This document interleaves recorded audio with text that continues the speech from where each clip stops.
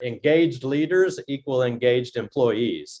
And so if as a leader, you will engage with your people, figure out where they're trying to get to in their personal life and figure out how that aligns with the business, and you can move them forward as you're moving the business forward, that's how you get engagement.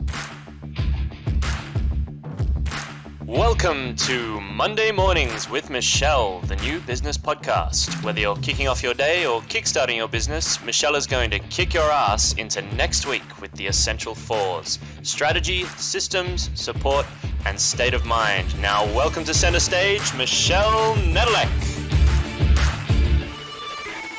Hey there, peeps. This is Michelle Nedelec, and I'm super glad that you're here with us today because I'm here with my most amazing guest, Frank. Frank, thank you so much for being here with us today. Thanks. I'm excited to talk with you. Awesome. So give us a 5,000-foot view of who you are and what you love to do. Yeah, so I've been a serial entrepreneur for most of my life, was in manufacturing for 20 years, retail business for a time, and now I'm in professional services. I spend the bulk of my time doing executive coaching and training and helping people create intentional business cultures and helping people learn how to become the leader people love to follow. I love that. So how did you get into leadership of all things? Yeah, so I started off with a journey, kind of got thrown into leadership unexpectedly. The manufacturing company I mentioned that I worked for, the owner passed away unexpectedly. One day we were getting ready to go to an open house for a new facility that we had bought, and I'm literally about to walk out the door to go meet the employees and show them this place. And I get a phone call that Mr. Beam has passed away from a heart attack while he was getting ready for the same event and was gone by the time the paramedics got there. So ended up putting a team together to buy the company from his estate, and reluctantly went into leadership because I'd never had a great example of good leadership in my life or my career, really. And so I kind of did a half-hearted effort of leadership for a while. And sadly, that actually started improving employee engagement and seeing better results in the company just by the little bit of half-hearted work I was doing. And then I started reading about some businesses that were doing some really cool stuff. And I called them and said, hey, how are you doing that? And they were like, oh, well, if you just do these things from a leadership standpoint, you know, it makes all this difference. And then I was like, well, but that's not what I was taught. You know, that's not what they tell you to do from a good leadership standpoint. And they're like, yeah, none of that stuff works. And I was like, oh, okay. And so I just started learning and reading and trying to study good leaders and figure out what's going on, and changed everything about the way I lead. And then also just started seeing the results. And so we started winning awards in our manufacturing company for best places to work and different things like that. And then people started coming to me saying, hey, can you help us create a culture like what you've created there? And so that's where I realized my real passion was, how do you create this place people love to come to work and not necessarily product A or product B? And so I've spent most of the last 10 years of my life doing executive coaching and being very specific in helping leaders. Very cool. I love that. And I found myself that a lot of times people would get promoted because they were really good at what they did, but they didn't have any capacity whatsoever to be able to pass that on or educate or absolutely delegate or anything. Yeah. No, well, and early in my career, I literally had someone tell me, don't get to know your employees because it makes them a lot harder to fire them. And that's the leadership advice that I was given early in my career. And that always seemed like, well, that doesn't seem very good. But that was, you know, back in the 80s, that was kind of a prevailing thought process in a lot of leadership camps, that, you know, it's separate. Work and life is separate. Knowing your people is not necessary. You know, you just tell them what to do and they just need to do it. And we don't have any time for, you know, getting to know people. And it's like, yeah, that doesn't really work that well. And we wonder why in the 80s, corporate had the reputation of being stuffed shirts. Oh, absolutely. Yeah. They were, yeah. Day one of working for a large accounting firm that I went to work for, one of the partners came in and he said, told us this elaborate story about flying to Europe with his family. And then a client needed him and he had to fly back. And he told us, he said, if you don't have to fly back from at least one vacation a year to serve your clients, you're not important enough to this institution. And he thought he was giving us this rally speech. And I was like, can I leave on day one? Is that too early to check out? Because you're not motivating me here. Right? Oh my God. So are people still running their businesses this way, or is there kind of the new way of messing up leadership? Yeah, unfortunately, a lot of them are still running their businesses that way. My kids are now old enough that they're out of college, and some of their friends were going into accounting and going to work for accounting firms.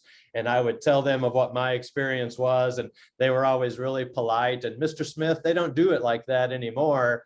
And I'm like, okay, I'm glad. You hope it's a lot better for you than it was for me. And then they all got out and went to work for these accounting firms and were like, oh my gosh, it's just like Mr. Smith said it was. And so I'm like, okay, well, they haven't changed much, and it's how their business model is. And, they get those egos and they get that sense of that it's part of their identity that, hey, we work 70-hour weeks and, we don't care about the people. And it sadly becomes part of their, and they pay so well that a lot of people will put up with it because, when I left, I took a 25% pay cut, and that's just how they keep you around, is they pay you so much that you can hardly afford to leave. Wow. Pros and cons. Yeah. I can see that. So what are some of the principles that you're advocating and teaching people how to implement, and why?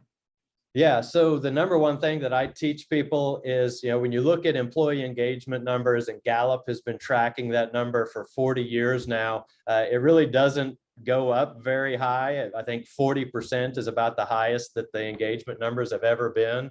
I think I saw something 2 weeks ago that said that they were hovering around 25 to 27% right now of employee engagement.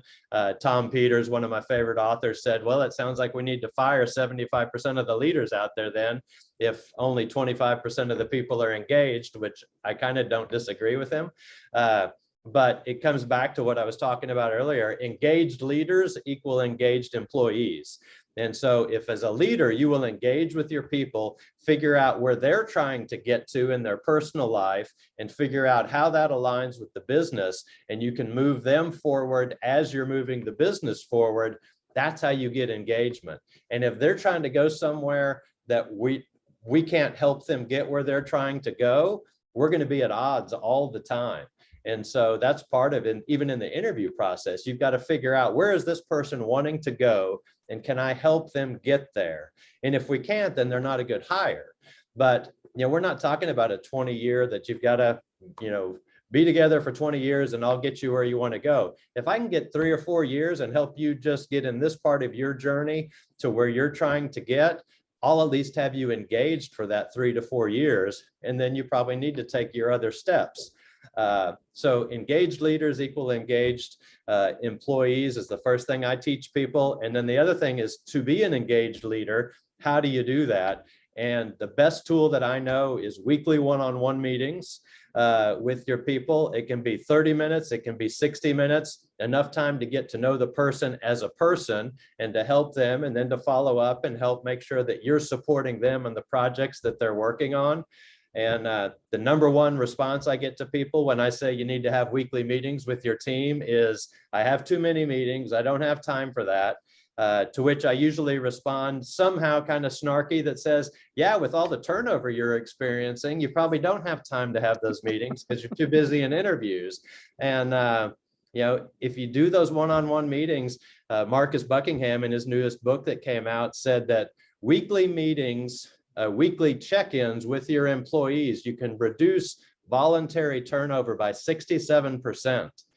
And so, as a leader, you're not a leader if you don't have a follower. And so if you can keep people from leaving your organization, then you become a better leader. And those weekly check-ins are really the number one tool that I recommend, among other tools that people plug into and get to know their people and get to know how they can help support them with their personal goals and their business goals. Nice. Well, and I also noticed when I was an employee way back when, the biggest bane to my existence was supervisors that had no clue what I was doing, because I used to take on so much because I'd get bored so quickly. Okay. Yeah. So I had my fingers in a lot of pies, And when they went, oh, this one's falling through the cracks, it's like, well, yeah, that one's falling through the cracks because I asked for some support on, for the last 3 months and I haven't got any. Yeah. And it's like, okay, well, you're out of here. Okay. And then the next day it's like, hey, what do you know about this, that, and the other thing? Everything. Yeah. So, you can hire me back as a contractor now, and I will explain that. I said, I suppose the first thing you did was blow up my email. And they, well, yes, of course. And, well, that was stupid. That's where all your answers are. So it's things seem, we have a little bit of history repeating is, I guess, my point. And it happens in one of two ways. One is they're not giving enough direction to help somebody grow and expand. And on the other hand, when they do have somebody that's growing and expanding, they don't know it. All they're looking at is what's going wrong. Yeah. Yeah. And, oddly, you'd be surprised how many leaders that I run into that don't actually know where they're trying to go. And so how the heck do you lead somebody to somewhere and know if their goals align with where we're going when they can't be very succinct and clear on where they're trying to go themselves? And it's really shocking how many companies you can talk to that don't have very clear set goals that, for our team, you can walk out here with our company. People can tell you for the third quarter, here's what our submit goals are, here's what our gross margin goals are. And, we have a big chart on the wall, and, everybody is clear on what we're trying to accomplish and what we need to do. And most companies aren't that clear, which is one of the top reasons people leave, is lack of clear expectations. And so that's where the one-on-one meetings come back in play, because I can solve the top 3 reasons people leave in a one-on-one meeting. And those top 3 reasons are lack of clear expectations, lack of being listened to, and lack of being recognized for the work they do. And so as a leader, if I engage and I give you clear expectations and figure out what you need to get that done and give it to you, 90% of your problems get solved. Well, absolutely. So do you find that there's a particular size of company or a type of company that tends to have more problems in this area? Not really. I think people are people, sadly. I've got clients that have 14,000 employees and clients that have 6 employees, and it's the same problem in both organizations. Most of the time it centers back around the fact that I don't have time for my employees, or I only focus on the troubled employees. I had a client one day, they had 22 direct reports, which is stupid to have that many direct reports. And then he's telling me, I just said, so the ones that produce really well, how often do you talk with them? And he said, honestly, I probably talk with them twice a quarter. And guess who quit? Top performers, because they want to talk to their boss more than twice a quarter. And now he's just got, more problems to deal with. So his company set up the company wrong to give him 22 direct reports. But when you do that, you're just constantly fighting fires and stuff. So it's really the same issues that I run into, whether it's a big company or a small company or manufacturing company or professional services or financial institution. It's people stuff, and it's the same people stuff going on everywhere. And the same tools work, whether I was in manufacturing or retail or professional services, in order to fix it. People just don't like what it takes to fix it most of the time. And now my rule of thumb was always, if you have 8 direct reports, that's kind of your sweet spot. You go a little above, a little below, but that's kind of your sweet spot. And I think a lot of businesses see it as an expense to have a lot of middlemen. And they don't know how to structure it properly such that that becomes the sweet spot. And in fact, it increases their productivity. So how do you kind of explain that to people? How do you get them to have that buy-in? Man, that's the $1 million question right there. Because honestly, what I find is if I've got to try to talk them into it, it's an uphill battle. So most of them, they're like, I think I should be doing something differently, but I don't know what it is. And so if I say, oh, well, try this, and they try it, it usually works.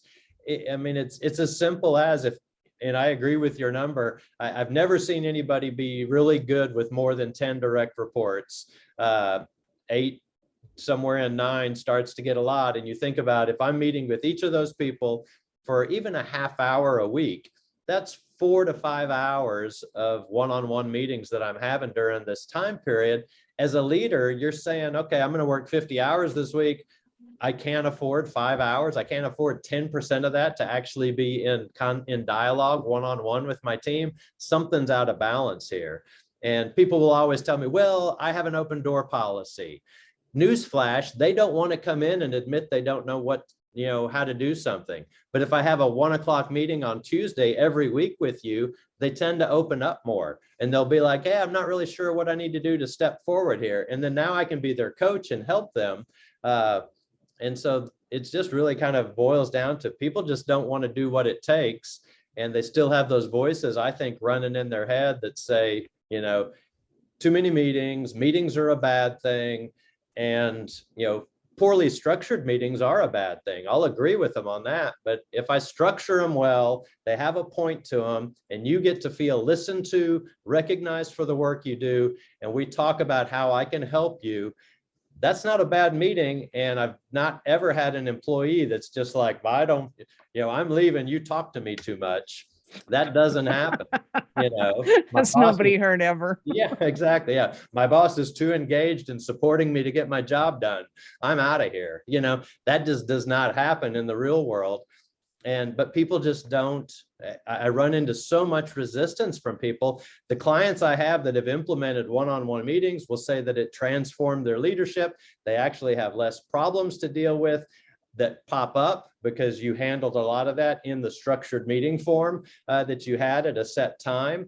So you actually get that time back. It's just a little bit counterintuitive along the way, that it feels like you're adding to your workload. You're actually going to subtract from your workload because you're going to clarify so much in that 30 to 60 minutes that you spend with that person that they don't need to interrupt you 12 times this week. And the reason they interrupted you 12 times is because they don't know when they're going to see you again.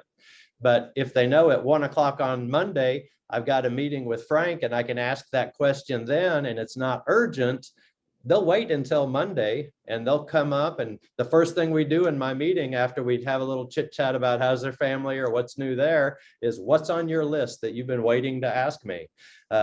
And they run through that and they've kept it. And once you get into that rhythm, they keep their list. And we always start with their list to make sure they feel listened to. Nice. I love that. So in these meetings, are you just covering kind of what their project is, or are you looking at training and where that's going? Are you looking at kind of what's your 12-month plan? What are your career goals? What are you doing in these meetings? Yeah, a little bit of all of that, honestly. It's, because we'll talk about kind of where they want to go from a career standpoint. So we have that big context. But in the weekly meeting, it's primarily what's on your list that you've been needing to ask me. And then usually in there, about half of the projects or things that they're working on will come up. If they don't come up, I'll ask them specifically of, hey, you didn't mention anything about project XYZ. How's that going? And so they'll give a report on that. And so we make sure we're covering everything and we're staying on top of it, so there's no surprises. Because what you do learn is that sometimes people will tend to leave out the things that aren't going well. They'll tell you all about the stuff that's going really well. So if I don't have on my list the other 4 projects that maybe they didn't mention, I'll ask about those. Yeah, I'm struggling a little bit on that one. Okay, how can I help? And so we'll have that conversation and figure out what roadblocks maybe I can get out of the way for them, or what maybe different tactic they need in order to make sense of that. And then we'll get into the feedback section, but I usually come at that a little bit different of, so in the last week, what could you have done better?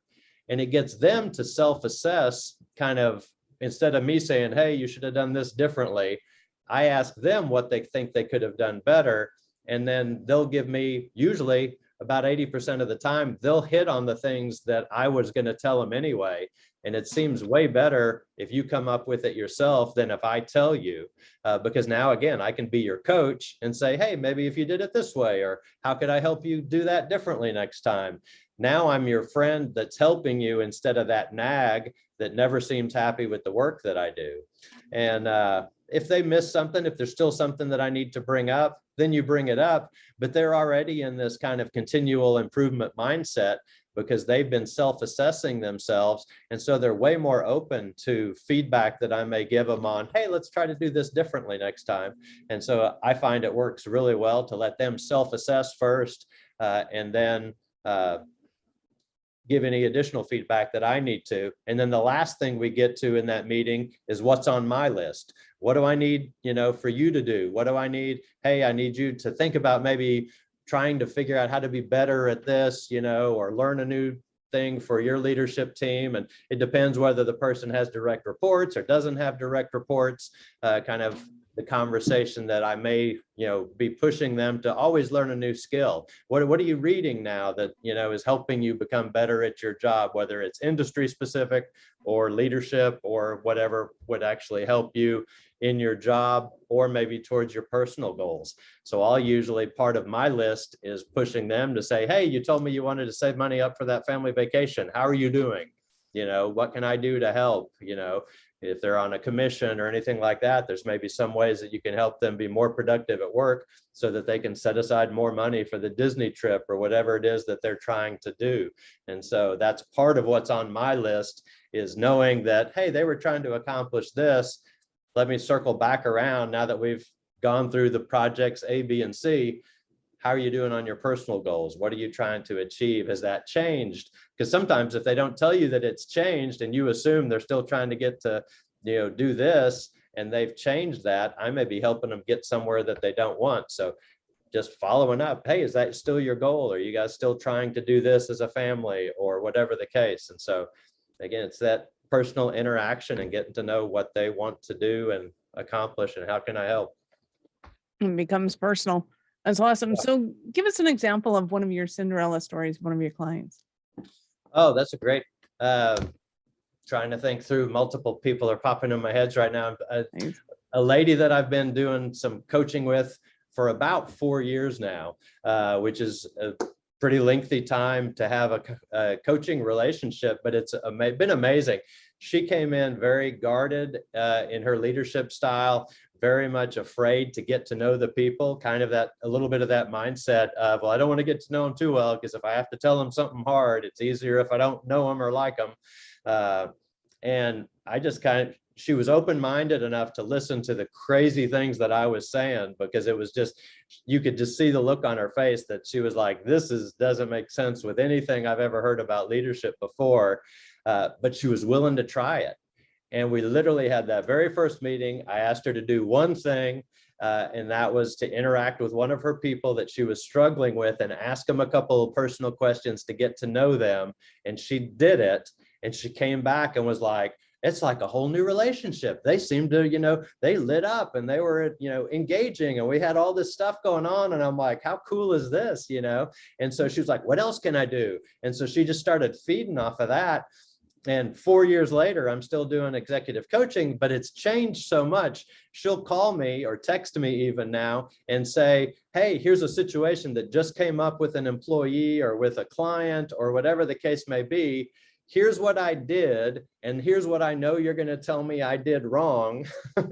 And so here's how I'm fixing it. Is that okay? And so we've gone from her just kind of not knowing why things were so hard to her now assessing the situation and thinking, okay, my thought process has changed, and here's what Frank would tell me to do. Not that I have all the answers, but it's helpful just to bounce it off with somebody else and realize it's okay to engage with people and get to know them and figure that stuff out. And so now it's really fun because she's actually known in her company to be, and even the people there have seen this massive transformation in the fact that she's much more relational, she's much more engaging with people, and she's having a much bigger impact, in addition to the fact that she's been promoted twice over that 4-year period, because people are seeing this change in her leadership style. So just one of the many examples that I've got when somebody was willing to do something that seemed crazy in their own mind, but they knew what they were doing wasn't working.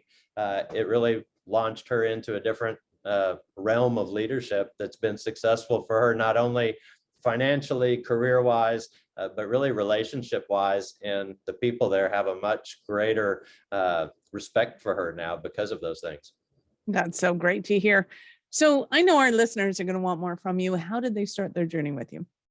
Yeah, so LinkedIn is a great place to connect with me. Also, you can catch me on my website, drivinghappinessatwork.com.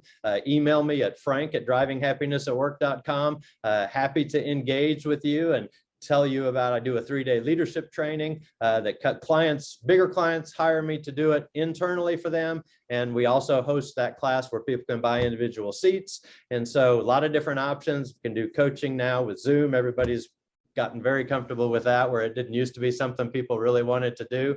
So I do coaching and training, and always happy to help people along their journey to figure out, how do you really have the impact? My personal purpose is elevating life through work. So anything I can do to help somebody elevate their own life through work, or elevate the people in their organization's life through work, is where I'm going to spend my time. And I'm happy to engage and tell people what I know. Awesome. I love it. So peeps, of course, the links are in the show notes, and you can always go to awarenessstrategies.com/blog.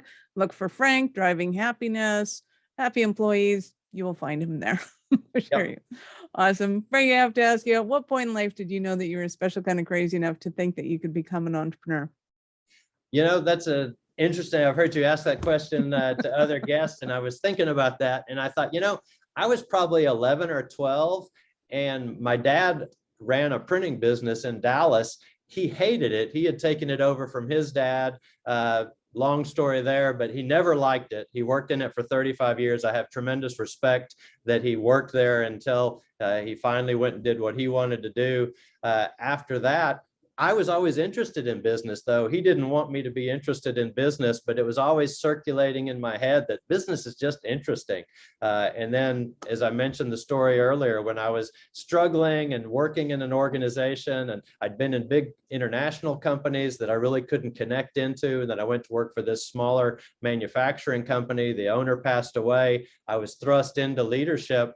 As much as I didn't like the view of leadership, really, once I connected with the idea that as a leader, I can impact people's lives for the positive, and I can make their life a better place, it was like, oh, that's what as a kid, I think I even realized that this could be a really powerful force. And, if you can have somebody have a good day at work, they go home a better parent, a better spouse, a better person. And that's what I'm all about. And I think I've always realized that there was some way to have an impact in people's lives, and business is just the vehicle. So I think I'm on my 5th business that I've either acquired or started. And it's been a roller coaster, because it is not an easy journey, but I keep signing up for it because of the impact I get to have on the people that I interact with every day, clients and employees. And I just love that. Oh, I love your answer. That was awesome. Thanks. Thank you so much for your time, Frank. I appreciate it. I know how valuable it is. Any last words for our peeps? I'll just circle back around to engaged leaders equal engaged employees. If we can get employee engagement up from the 25% that it roams to 60%, we can change the world by doing that. We do it one business at a time, and love to help however I can. Love it. Thank you for being here, Frank. Thanks for having me. Peeps, this is Michelle Nedelec. Thank you for being here with us today. Be sure to subscribe to the show and join our Facebook group, Business Ownership Secrets to Scaling. We love connecting with you. Thank you for listening to our show. I'm all about being a resource center for entrepreneurs to give them the information and the support that they need to make it in business. As such, the notes for this show can be found at our website at awarenessstrategies.com/blog. Be sure to subscribe, give us a rating. I like 5 stars personally, and share with your friends.